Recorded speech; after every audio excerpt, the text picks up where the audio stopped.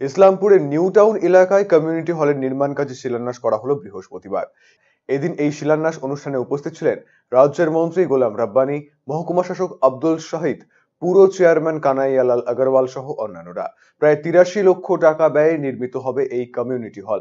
এদিন অনুষ্ঠান শেষে সংবাদ মাধ্যমের মুখোমুখি হয়ে তিনি শেখ শাহজাহানের গ্রেফতার হওয়া এবং কালিয়াগঞ্জের বিধায়ক সৌমেন রায়ের বিজেপিতে যোগদান নিয়ে নিজের মতামত ব্যক্ত করেন মন্ত্রী গোলাম রাব্বানী।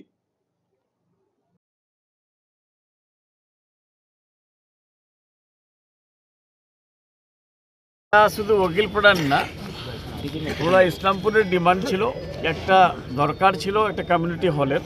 আর কমিউনিটি হলটার কেন দরকার ছিল, এখানে একটাই ডরমেটরি, যেটাতে আমাদের এখানকার লোকগুলো বিয়ের অনুষ্ঠান করে।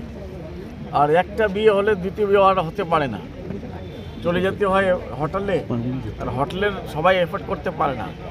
যার জন্য আমাদের মাননীয় মমতা ব্যানার্জি, আমাদের দলের সুপ্রিমো আর honourable chief minister government of west বেঙ্গলের ওনার আদেশে এই ৮৬ লক্ষ টাকা স্যাংশন আমরা করাতে পেরেছি ইসলামপুর উকিলপাড়াতে কমিউনিটি হলের জন্য। আজকে ওটার জন্য আমরা এসেছিলাম, এটা উদ্বোধন করে। এবার আজকে গল্পরে অনেকগুলো উদ্বোধন আছে।